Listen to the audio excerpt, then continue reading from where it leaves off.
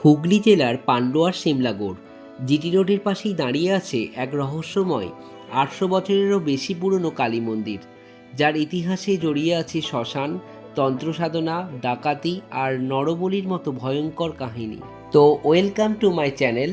যারা আমার চ্যানেলে নতুন তারা অবশ্যই চ্যানেলটাকে সাবস্ক্রাইব করবেন, আর আমার ভিডিও ভালো লাগলে লাইক, কমেন্ট, শেয়ার করতে ভুলবেন না যেন।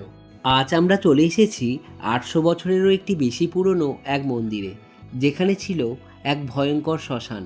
জায়গার নাম হরিহরপুর। সেই শ্মশানের একটা ছোট্ট তালপাতার কুটিরে প্রতিষ্ঠিত ছিল মা কালী। রাত হলেই চলত ভয়ঙ্কর তন্ত্রসাধনা।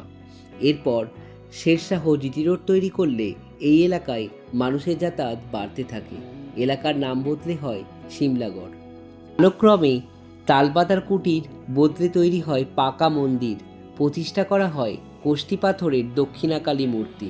কুখ্যাত ও ভয়ঙ্কর বিষে ডাকাতির আগে এই মন্দিরে পুজো দিয়ে যেতেন। শুধু তাই নয়, সেই মা কালীর সামনে দেয়া হতো নরবলি। এর বহু বছর পর মন্দিরের দেখাশোনার দায়িত্বভার আসে ভট্টাচার্য পরিবারের। তারাই মন্দিরের নরবলি বন্ধ করেন এবং সেটিও মায়ের স্বপ্নাদেশে। এবং নরবলির পরিবর্তে শুরু হয় ছাগল বলি। এটাই হলো সেই নরবলি দেবার হাঁড়িকাঠ, যেটা এখনও বর্তমান। এবার আমি আপনাদের জানাবো এই মন্দিরে কিভাবে পৌঁছাবেন এবং কিভাবে পুজো দেবেন। এই মন্দিরে আসতে হলে হাওড়া বর্ধমান মেল লাইন অথবা Sealdah Bardhaman mail line train ধরে সিমলাগড় স্টেশনে নামতে হবে। ট্রেন থেকে নেমে একটা টোটো ধরে নেবেন, 5 মিনিট লাগবে।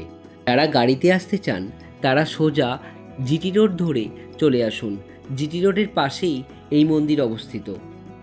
মন্দিরের পাশে অনেক ডালার দোকান পেয়ে যাবেন, সেখান থেকেই পুজো দেবার সামগ্রী কিনে নেবেন। মন্দির সারা দিন খোলা থাকে, শুধুমাত্র দুপুরে কয়েক ঘন্টা বন্ধ থাকে।